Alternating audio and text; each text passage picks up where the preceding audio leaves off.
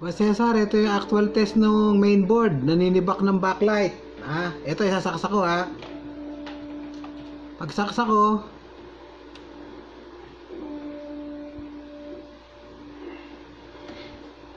ayan, mayroong agad 52 volts.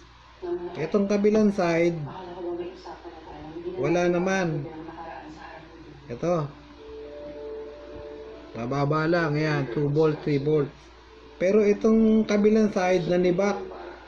Yung pag-on ko ng TV, pag-on ko ng mainboard kanina, ayan, 52 agad oh.